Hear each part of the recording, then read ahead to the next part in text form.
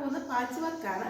സാരിയിൽ കുർത്തിയിലും ഒക്കെ നമുക്ക് മനോഹരമായിട്ട് ഡിസൈൻ ചെയ്യാൻ പറ്റുന്ന ഒരു രീതിയിലുള്ള വർക്കാണ് ഈ പാച്ച് വർക്ക്. അപ്പം നമുക്കിത് എങ്ങനെയാണ് ചെയ്യുന്നതെന്ന് നോക്കാം. ഞാനിത് ആരി നീഡിലിട്ടാണ് ചെയ്യുന്നത് കാണിക്കുന്നത്.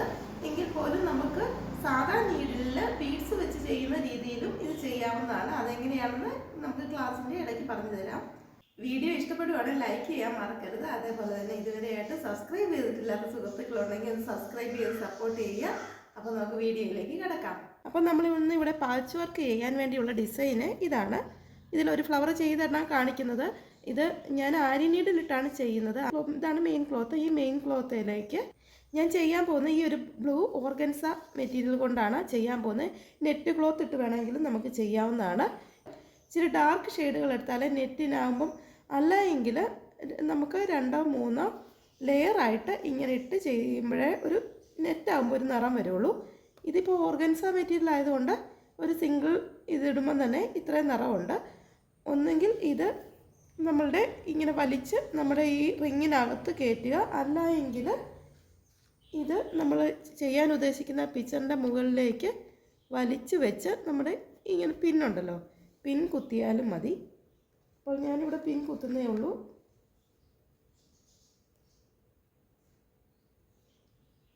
സൈഡിലും നമുക്ക് ഒന്ന് വലിഞ്ഞിരിക്കാനും മാത്രം ജസ്റ്റ് 1-2 പിന്നുകളൂടെ കുത്തി വെച്ചു. എടുക്കുമ്പോൾ ത്രെഡ് നമുക്ക് ഇഷ്ടപ്പെട്ട ഗോൾഡൻ, ഇതിപ്പോൾ ഇതിന് നേരെ എതിരുള്ള കളർ വേണമെങ്കിലും ചെയ്യാം. ഞാൻ ഇത് ചെയ്യാൻ ഇതേ കളറിലുള്ള ത്രെഡ് തന്നെയാണ് എടുക്കുന്നത്. നിങ്ങൾ നെറ്റ് മെറ്റീരിയലൊക്കെ ആണെങ്കിൽ ആ നെറ്റ് മെറ്റീരിയൽ ഏത് കളറാണോ അതേ തന്നെ എടുക്കുവാണെങ്കിൽ ആ നെറ്റ് മെറ്റീരിയലിന് ഒന്നുകൂടി ഒരു എടുപ്പ് തോന്നും. ഇതിനിപ്പോൾ ഇതിട്ട് ചെയ്യേണ്ട ആവശ്യമില്ല. ഗോൾഡൻ കളർ ഇട്ടൊക്കെ വേണമെങ്കിലും അല്ലെ സിൽവർ കളർ ഒക്കെ എതിർ കളർ ഇട്ട് വേണമെങ്കിലും ചെയ്യാവുന്നതാണ്. ഞാനിപ്പം പക്ഷേ ഇപ്പോൾ ഈ ചെയ്യുന്നത് ഇതാണ്. ഈ സെറി ത്രെഡാണ്. ഈ ബ്ലൂ കളർ തന്നെയാണ് ഇട്ട് ഉപയോഗിക്കുന്നത്. അടിവശം ഒന്ന് കെട്ടിയിട്ടുണ്ട്. ത്രെഡ് താഴേക്ക് കൊണ്ടുപോയാണ് നമ്മൾ വിരലിൽ. ഇതിനെപ്പറ്റി കൂടുതൽ ഡൗട്ടുള്ളവർ നമ്മുടെ ആരി ക്ലാസ് എടുത്ത് നോക്കിയാൽ മതി.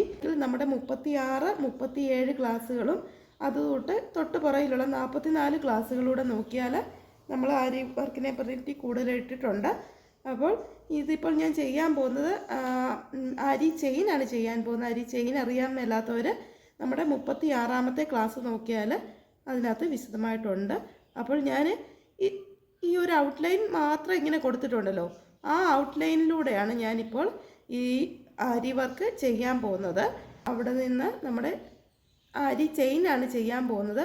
അരി ചെയിന് സംശയമുള്ളവർ നമ്മുടെ 36ാമത്തെ ക്ലാസ് എടുത്ത് നോക്കിയാൽ മതി. ആരി ചെയിൻ എങ്ങനെയാണ് ചെയ്യുന്നതെന്ന് അതിനകത്ത് വിശദമായിട്ട് കൊടുത്തിട്ടുണ്ട്. ഇതിന് മുറുക്കിയല്ല. അപ്പോൾ ഞാൻ ഇത് ആരി ചെയിൻ ചെയ്ത് ഈ ഒരു നമ്മൾ ഔട്ട്ലൈൻ കൊടുത്തേക്കുന്ന ഒരു ഇത് കണ്ടില്ലേ, നമ്മൾ ഔട്ട്ലൈൻ കൊടുത്തിരിക്കുന്ന അത് മാത്രമേ ഇപ്പോൾ ഫില്ല് ചെയ്യുന്നുള്ളൂ. ശേഷം നമുക്ക് കട്ട് ചെയ്തതിന് ശേഷമാണ് ബാക്കി ചെയ്യാൻ പോകുന്നത്. അപ്പോൾ ഇതൊന്ന് ചെയ്തതിന് ശേഷം നമുക്ക് ഇനി കാണാം.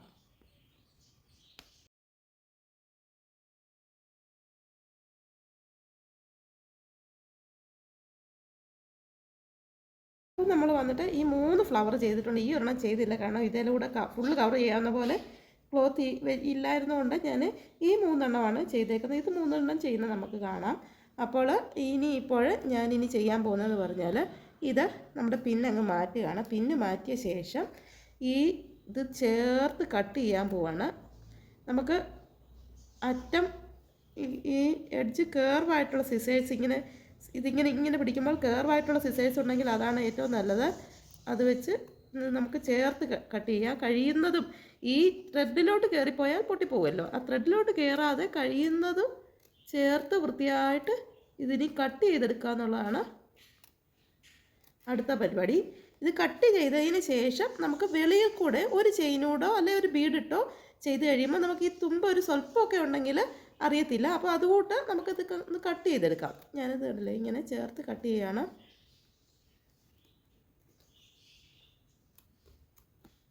നമ്മൾ താഴത്തെ മെയിൻ ക്ലോത്ത് കട്ട് ചെയ്ത് പോകാതെ ശ്രദ്ധിക്കണം കേട്ടോ. അത് കട്ട് ചെയ്ത് കഴിഞ്ഞാൽ പിന്നെ നമ്മുടെ പരിപാടി മുഴുവൻ പോയി.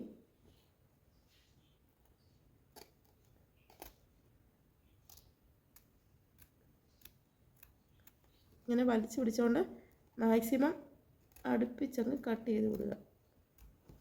വർക്കേലും കയറരുത്, മെയിൻ ക്ലോത്തേലും കട്ട് ചെയ്യാതെ. അപ്പോൾ ഇത് മുഴുവൻ ഒന്ന് കട്ട് ചെയ്തിട്ട് ഇനി ഞാൻ കാണിക്കാം കേട്ടോ.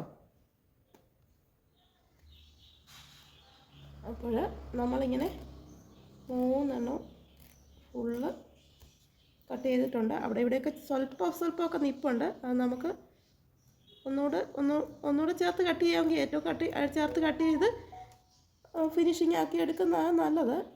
അല്ലായെങ്കിൽ നമുക്ക് ഇനി അടുത്ത സ്റ്റിച്ചിങ്ങിൽ അതിനെ കവർ ചെയ്ത് വിടാം. 2 or 3 ഔട്ട്ലൈൻ വേണേലും കൊടുക്കാവുന്നതാണ്. ഇപ്പം ഒത്തിരി ത്രെഡൊക്കെ വെളിയിലോട്ട് നിപ്പുണ്ടെങ്കിൽ ഒരു 3 ഔട്ട്ലൈൻ കൊടുത്താലും അത് അത്രയും ഭംഗി തന്നെയാണ്. ഇനി ഇപ്പോൾ ഞാനിവിടെ ഗോൾഡൻ കളർ ഔട്ട്ലൈനും ചെയ്യുന്നുണ്ട്, ബീഡ്സ് ഇട്ടും ചെയ്യുന്നുണ്ട്, അതേപോലെ സെയിം കളർ ഇട്ടും ചെയ്യുന്നുണ്ട്. ഗോൾഡൻ സെറി ത്രെഡ് ഇട്ടാണ് ഞാൻ ഇനി അടുത്ത ഔട്ട്ലൈൻ കൊടുക്കുന്നത്. അതേപോലെ തന്നെ ഈ സെൻറ്ററിലും എല്ലാം ഈ ഗോൾഡൻ ഇട്ട് ഒന്ന് ചെയ്യാൻ പോവാണേ. ആദ്യം ഔട്ട്ലൈൻ കൊടുക്കുകയാണ്. ആദ്യം ഔട്ട്ലൈനാണ് കൊടുക്കാൻ പോകുന്നത്. തൊട്ട് പുറത്തായിട്ട് ഞാൻ പറഞ്ഞല്ലോ ത്രെഡൊക്കെ തള്ളി നിപ്പുണ്ടെങ്കിൽ അതൊക്കെ കാണാത്ത രീതിയിൽ ഒരു ഔട്ട്ലൈനാണ് കൊടുക്കാൻ പോകുന്നത്.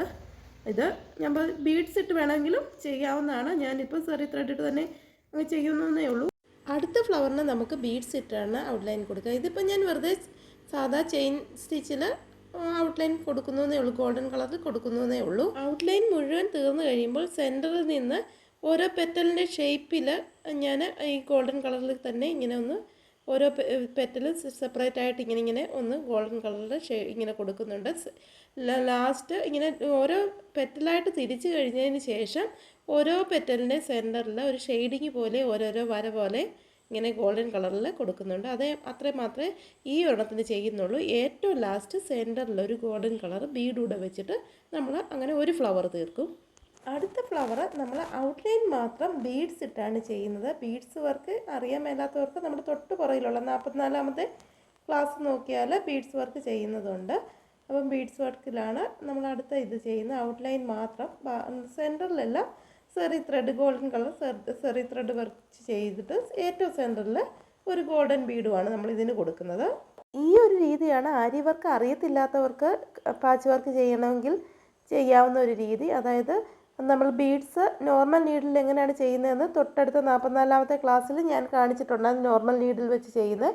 അതേപോലെ ഇങ്ങനെ ബീഡ്സ് ഇട്ട് നമ്മൾ ആ ക്ലോത്ത് ഫുള്ള് വെച്ചിരിക്കുമല്ലോ, ഓർഗൻസ മെറ്റീരിയൽ വെച്ചിരുന്നപ്പോൾ ക്ലോത്തിൽ നേരിട്ട് ഇതേപോലെ ബീഡ്സ് ഇട്ട് ആദ്യമേ ചെയിൻ സ്റ്റിച്ച് ചെയ്യുന്നതിന് പകരം ബീഡ്സ് വെച്ച് ഇതേപോലെ അങ്ങ് ചെയ്യുക. 1 or 2 ലെയർ ഇട്ട് ചെയ്തതിന് ശേഷം ക്ലോത്ത് ഇങ്ങനെ എഡ്ജസ് കട്ട് ചെയ്ത് പിന്നെ സെൻറ്ററിൽ നമുക്ക് ബാക്ക് സ്റ്റിച്ചോ ഏത് സ്റ്റിച്ചിൽ വേണമെങ്കിലും ഷെയ്ഡിങ്ങോ ഒക്കെ ചെയ്യാവുന്നതാണ്. അങ്ങനെ ചെയ്ത് ഭംഗിയാക്കാവുന്നതാണ്. അങ്ങനെയാണ് നോർമൽ നീഡിലിട്ട് ചെയ്യുവാണെങ്കിൽ ചെയ്യാവുന്നത്. ഇപ്പോൾ നമ്മൾ ഔട്ട്ലൈൻ മാത്രം ബീഡ്സ് ഇട്ട് ചെയ്തിട്ടുണ്ട്. ഷുഗർ ബീഡ്സ് ആണ് ഇട്ട് ചെയ്തേക്കുന്നത്. ശേഷം സെറി ത്രെഡ് ഗോൾഡൻ കളർ ഇട്ടാണ് സെൻറ്ററിൽ പെറ്റൽസ് തിരിക്കുകയും ചെയ്യുന്നത്, ഷെയ്ഡിങ്ങും ചെയ്യുന്നത്. ലാസ്റ്റ് ഒരു ബീഡും വെച്ച് കൊടുക്കുകയാണ് ചെയ്യുന്നത്. അപ്പോൾ നമ്മൾ 3ാമത്തെ ഫ്ലവർ ഇവിടെ ചെയ്തേക്കുന്നത് ബ്ലൂ കളർ സെറി ത്രെഡ് ഇട്ടാണ് ഫുള്ള് ചെയ്തിരിക്കുന്നത്. ഔട്ട്ലൈൻ പിന്നെ റിപ്പീറ്റ് ചെയ്തതും ബ്ലൂ കളർ ഇട്ട് തന്നെയാണ്. അകത്തെ ഷെയ്ഡിങ്ങും പെറ്റൽസ് സെപ്പറേറ്റ് ചെയ്തു എല്ലാം ബ്ലൂ കളർ തന്നെ ഇട്ടതാണ്. നമ്മൾ അകത്ത് വെച്ചിരിക്കുന്ന മെറ്റീരിയലിന് ഒന്നുകൂടെ ഒരു ബലം വരാൻ അകത്തുകൂടി ഒരു ചെയിനൂടെ ചെയ്തതിൻ്റെ ഉള്ളിലൂടെ തന്നെ ഒരു ചെയിനൂടെ ചെയ്യുവാണെങ്കിൽ ഒന്നുകൂടെ ബലം വരുന്നതാണ്. അപ്പം നമ്മളിവിടെ നമ്മുടെ 3 വർക്കും ചെയ്തിരിക്കുകയാണ്.